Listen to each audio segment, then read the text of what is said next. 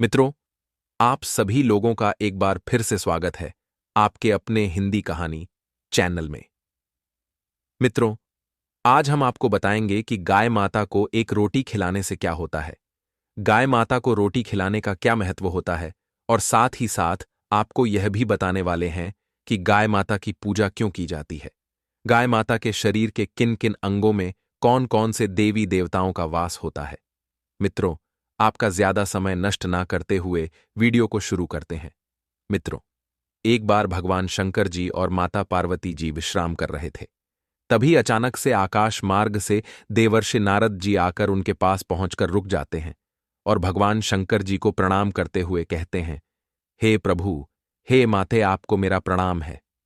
तब भगवान शंकर जी कहते हैं, हे देवर्षि नारद जी, आप यूं अचानक हमारे पास पधारे हैं, लगता है कि आज फिर से आपको किसी प्रश्न ने परेशान करके रखा हुआ है।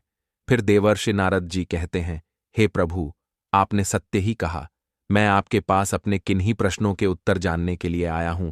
तब भगवान शंकर जी देवर्षि नारद जी कहते हैं, हे देवर्षि नारद जी, आप निश्चिंत होकर अपने सभी प्रश्नों को पूछिए, हम आपको आपके सभी प्रश्नों के उत्तर अवश्य देंगे। भगवान शंकर जी की बात सुनकर देवर्षि नारद जी कहते हैं, हे प्रभु, मैं आज जब पृथ्वी लोक का भ्रमण कर रहा था, तब मैंने देखा कि कुछ व्यक्ति गाय माता को प्रतिदिन एक रोटी खिला रहे थे, जिससे वे सभी अपने जीवन में बहुत सुखी थे। उनके पास किसी भी चीज की कोई कमी नहीं थी। हे प्रभु, मैं गाय को रोटी खिलाने का महत्व जानना चाहता हूं, और गाय को एक रोटी खिलाने से क्या होता है, गाय की पूजा क्यों की जाती है, और गाय के शरीर के किन किन अंगों में कौन कौन से देवी देवताओं का वास होता है।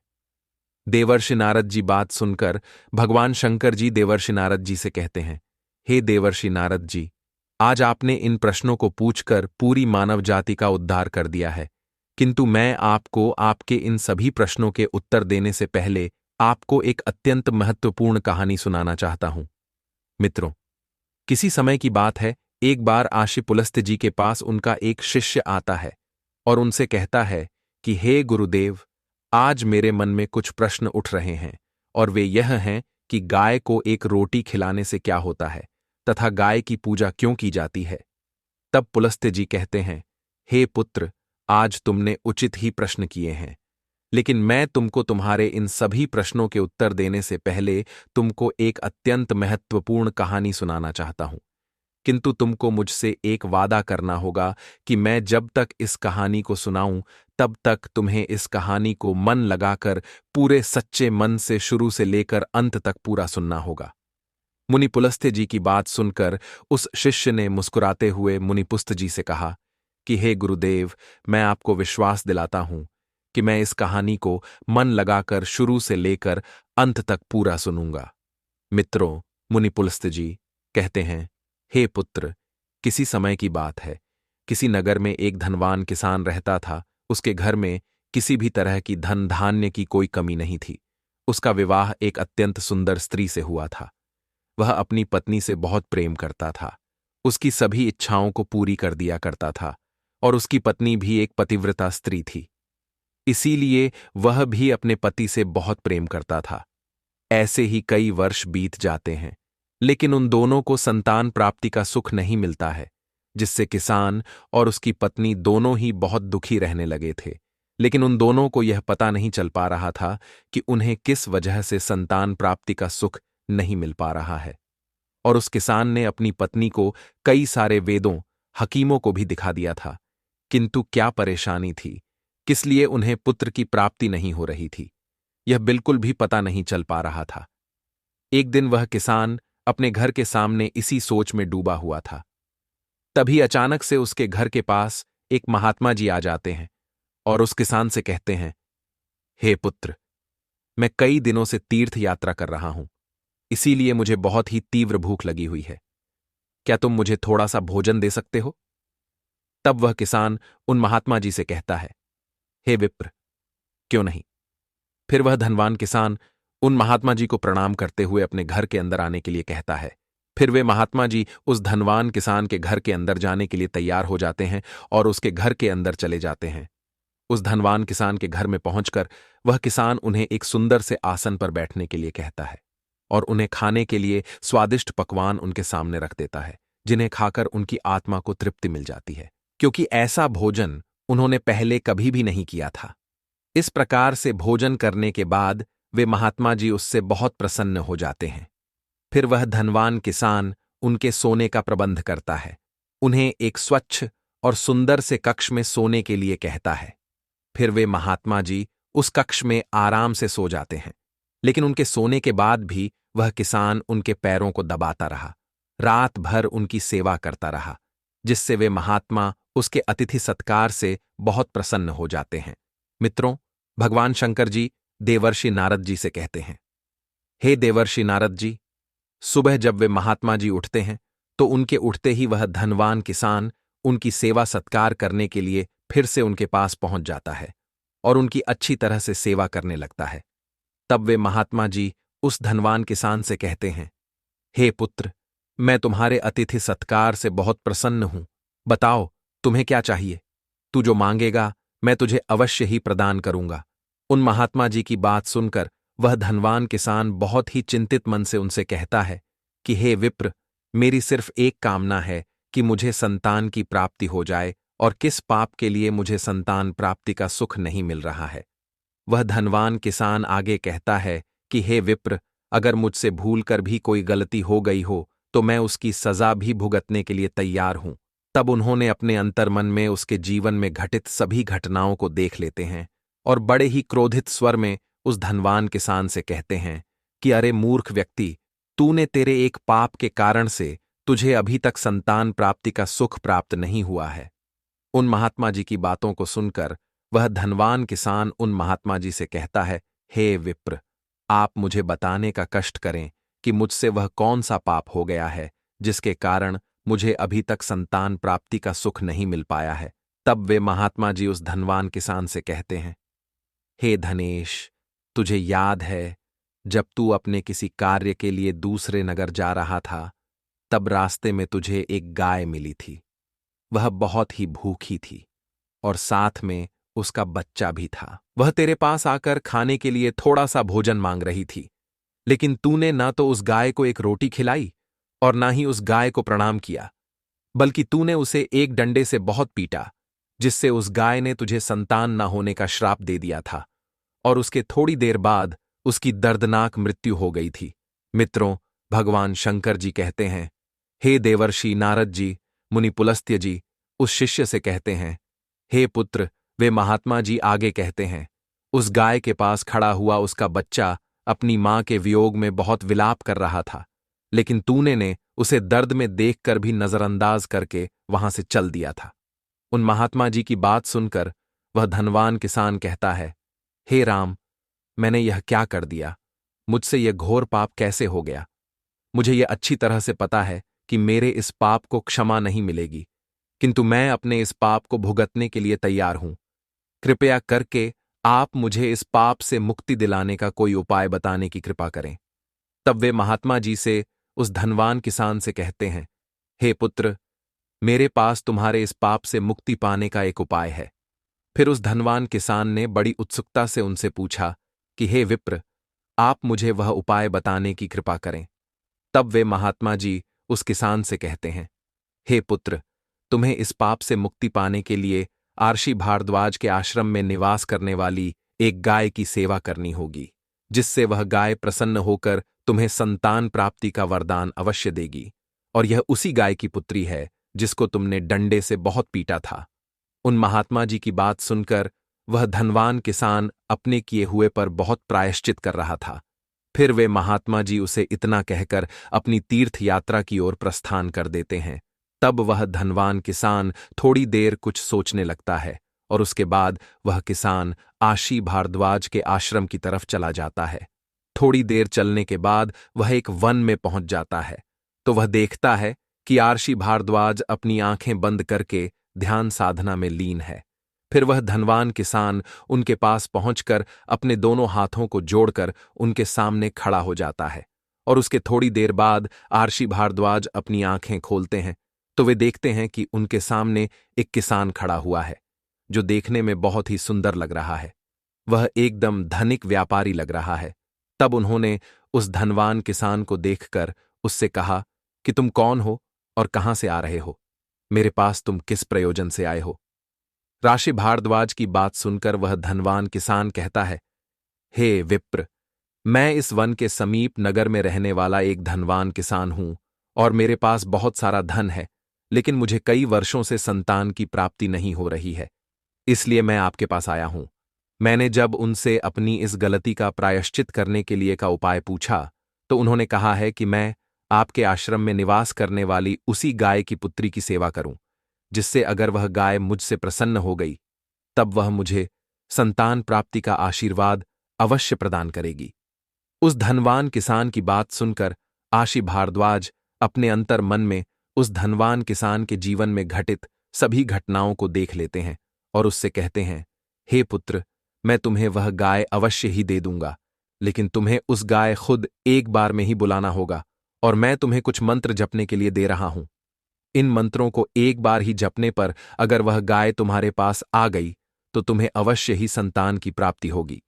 वह धनवान किसान भयभीत होकर आर्षि भारद्वाज के द्वारा बताए गए उन मंत्रों का जाप करने लगता है।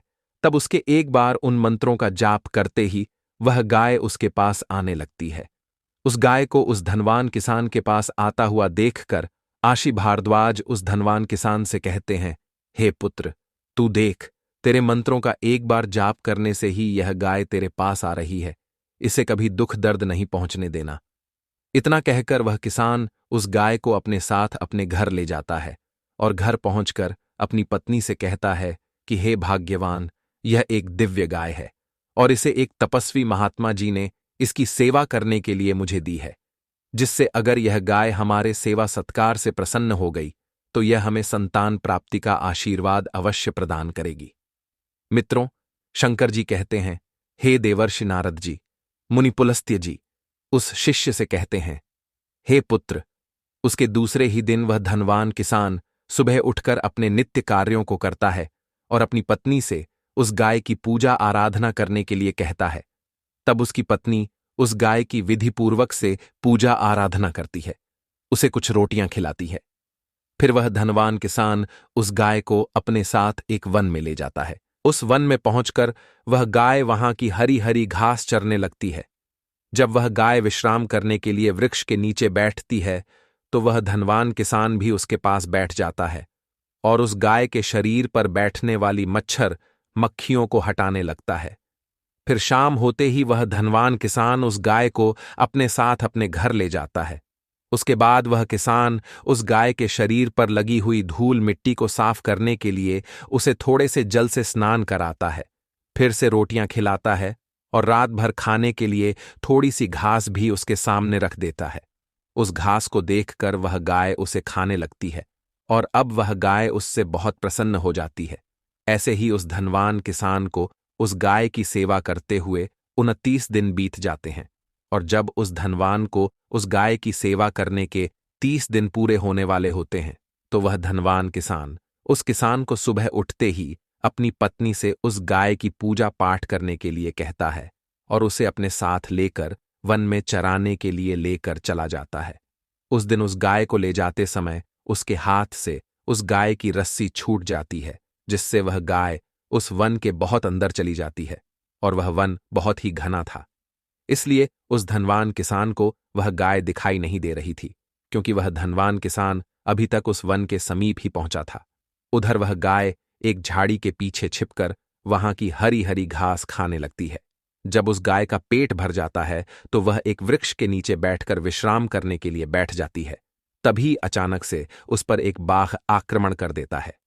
वह बाघ बहुत ही खूंखार था, जिसे देखकर कोई भी उससे भयभीत हो सकता था और उसे अपने पंजों से दबोच लेता है, जिससे वह गाय बहुत जोर जोर से अपने प्राणों को बचाने के लिए कराहने लगती है और उसकी आंखों से तीव्र गति से आंसुओं की धारा बहने लगती है। वह गाय विलाप करते हुए उस धनवान किसान को पुकार लगाने लगती है और पुकारते हुए कहने लगती है कि हे धनेश, मेरी मदद करो, मुझे इस बाघ से बचाओ, यह मेरे प्राण ले लेगा। तब वह धनवान किसान उस गाय की पुकार सुनते ही उसके पास दौड़ता हुआ पहुंच जाता है।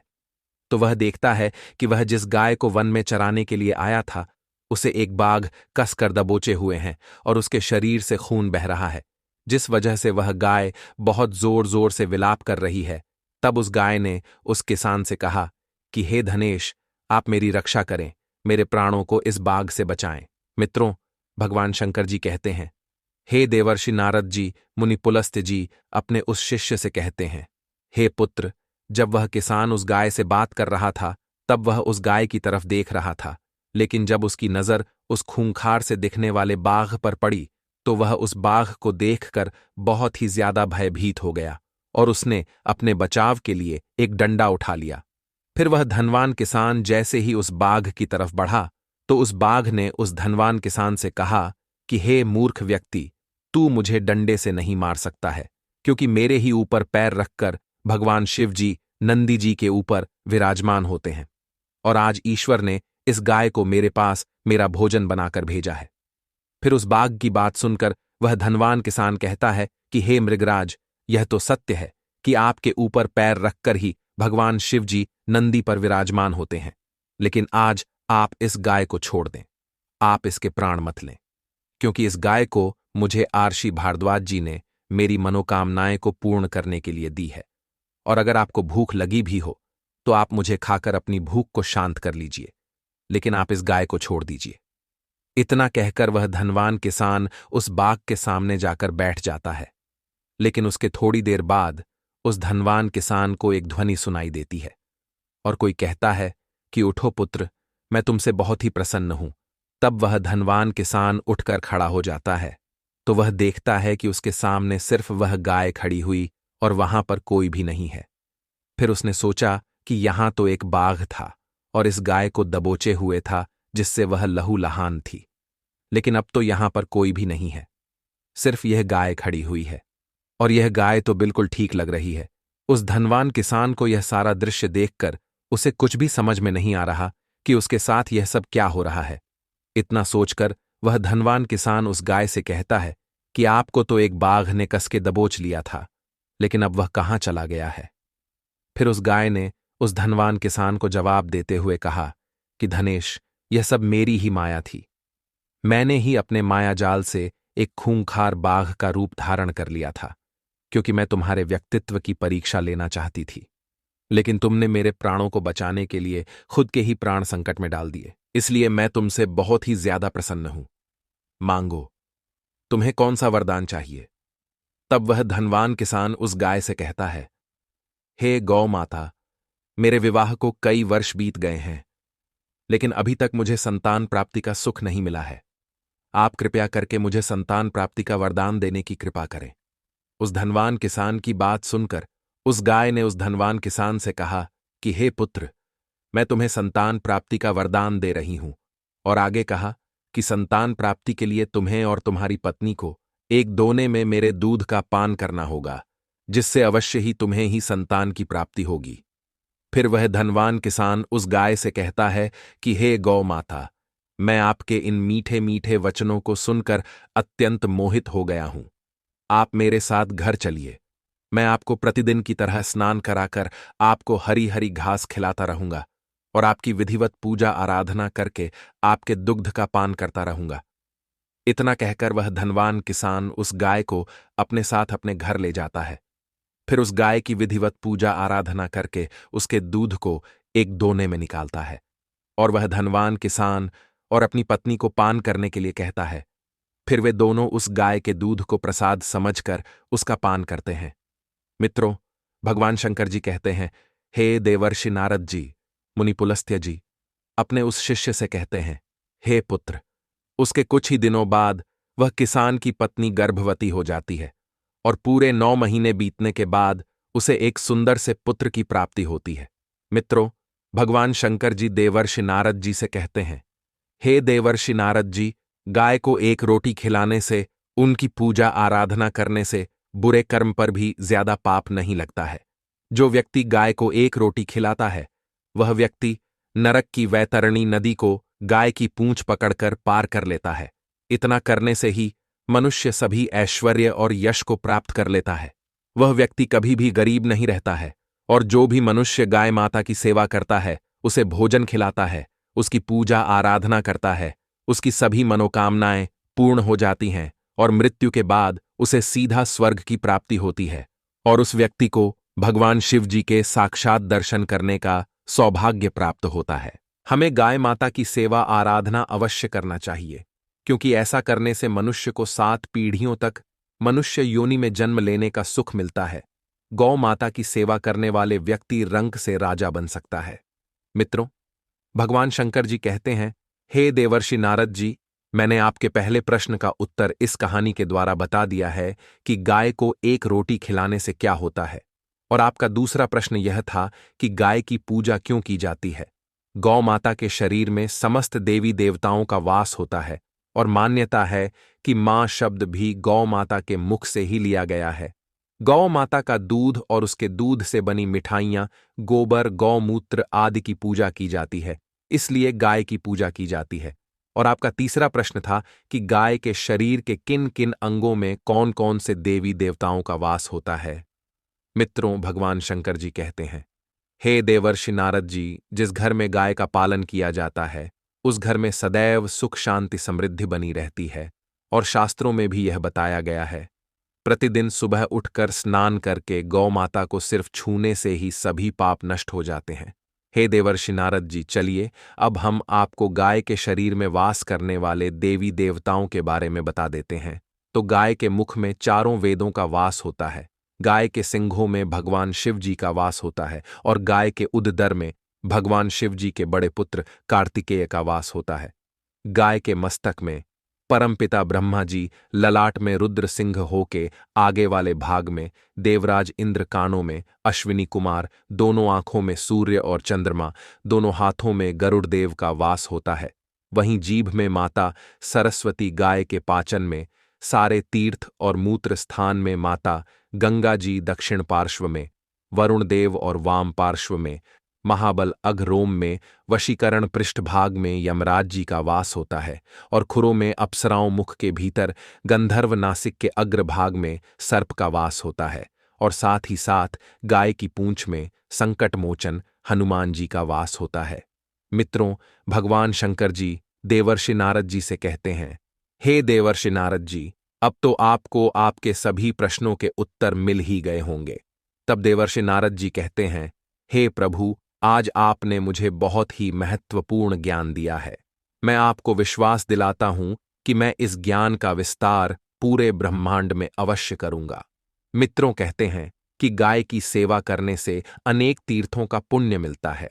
वहीं अगर कोई भी व्यक्ति गाय माता को एक रोटी खिलाता है तो वह व्यक्ति नरक की वैतरणी नदी को गाय की पूंछ पकड़कर पार कर लेता है। लेकिन अगर कोई भी व्यक्ति गाय माता को कष्ट देता है तो उस व्यक्ति को सीधा नरक में ही डाला जाता है, और यमराज जी उसे नरक की धधकती हुई अग्नि में डालकर खोलते हुए तेल में पकाते हैं। और हमारे हिंदू धर्म में यह भी मान्यता है कि अगर कोई भी व्यक्ति गौ माता की सेवा करता है, उसकी पूजा आराधना करता है, तो वह व्यक्ति अपनी गरीबी से बहुत ही जल्द छुटकारा पा सकता है, बल्कि वह धीरे धीरे गरीब से धनवान बन सकता है। मित्रों, आप सभी लोगों को यह कहानी पसंद आई हो तो वीडियो को एक लाइक अवश्य करें, और अगर आप सभी लोगों ने अभी तक हमारे चैनल को सब्सक्राइब नहीं किया है तो चैनल को सब्सक्राइब कर लें। जय श्री कृष्णा। धन्यवाद।